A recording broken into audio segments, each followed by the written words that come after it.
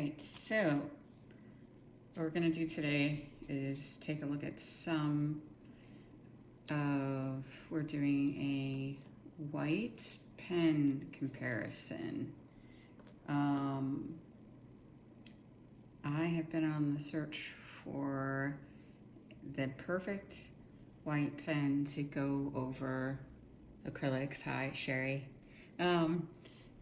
And so what I've done is I just took my mixed media pad and put some black acrylic. It's actually just, craft acrylic just to play with. There's an artist I found on Instagram, I'll link them, who told me about these. She had a video about it and I decided I wanted to try it. I, like a lot of people, have been using the Uniball Signo pen for forever, and they just don't always work. They skip a lot. I tend to go through them. So I have quite a collection here, and I'll show them to you of what we'll try out. A few things in addition to this. I filled one of the bottles up with Lucas white titanium acrylic, probably about 3/4, 2/3 maybe. And then I added some airbrush medium to it. Irish Fritz Cummings, I'm so sorry if I butchered that, and I know I did. Actually, has a video where she showed us how to do it in this fine liner bottle. This is a fine liner applicator. Both of these are, that you can get on Amazon, and I'll put a link there as well. But when I found out that you could get it in a bottle that you could hold like a marker, I was really interested because these are a little more difficult to hold in this bottle shape. Interesting thing about these fine liner applicators is that they have this really long tip.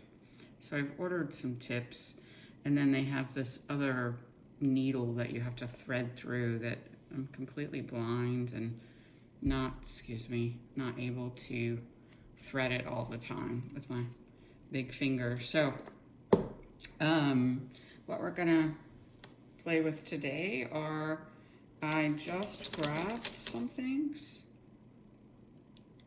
and, oops. These are all the, here we go. Nope. We're doing, we're betting 1,000 here. All you Schitt's Creek fans out there. So regular Uniball, I was hoping to have more than one here because generally they don't work the first time for me. So that's all this is, just a regular Uniball. And I'm just gonna see how it works. And voila, this one is actually working. So that's good. That's a keeper for now. I also have the Uniball Signo, they call this one the broad one. And someone told me about that online. You can tell the difference because it has some Chinese characters, I think, in yellow. So when you go to reach for it, you can tell which one it is. It's actually got a broader tip even. See? And so let's see this one. And this one's just skipping along. Look at that. It's actually got a wider tip. It's just a little bit wider than the other one. I have, this is how my regular Uniballs usually act as well. So let's try another one. All of these are new. So this one is kind of skippy as well. So you never know what you have until you take it out and try it. Which can be really irritating when you're trying to do some little doodles around your art or mixed media pieces. This is a jelly roll. I have a good friend, hi Heidi, who really likes this. I have some, but I actually don't ever use it. And on this, it seems to be working fine. A little skippage, but well, there it goes. I don't use them. I actually sent some to her because I get so irritated with it. I grabbed a couple of Posca pens, Uni Posca. These are the small ones. This one's a 0.7 millimeter, and the reason I don't always like to use this is because it tends to be kind of milky and not bright. And when you're doing eyes and stuff, this is going to show me up here, but you want that little dot to be really bright. And these are pretty good, but I'm a messy artist. I don't tend to dry everything, and I tend to really damage these. I had to clean both of the ones I picked up off first before I started this because they were unusable. And then I just purchased these a while back, Artistro. It's just a regular paint marker, kind of like a Posca pen, other than a little bit cheaper. So I really haven't used it on any pieces. This one doesn't skip at all. It's a little more robust. The line's a little thicker than the Posca. It's not bad. It's not bad. I did purchase, and I forgot to take it out. Where are you? I bought these Arteza pens, white pens, and I didn't like them at all. They come in different sizes. This one's a 0.6. And I don't, it's just too thin for me. I can't really get messy with that, and I didn't really like it at all. I have been got one of these out of the sketch box. It's a Zig brush pen, white, ultra fine.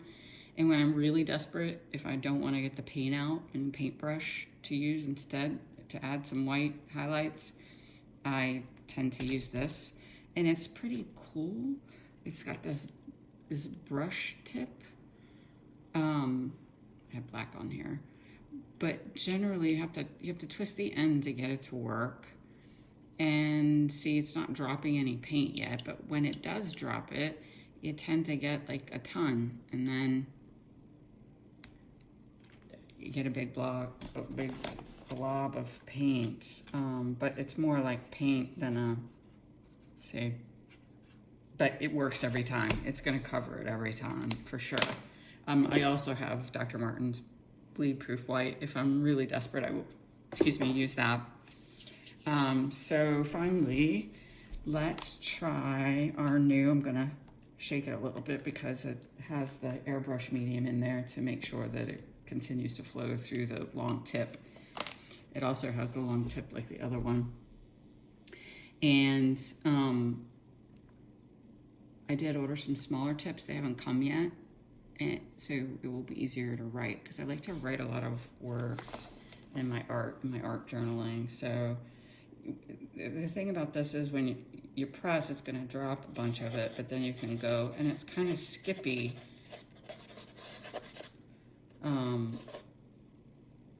The interesting thing is it's not flat on the page. So when this dries, it's actually lifted and almost acts as a resist. I've put watercolor on top of it and it resisted it, and some acrylics, if you wipe it off, it'll leave it colored but lifted off the page, so it's pretty cool.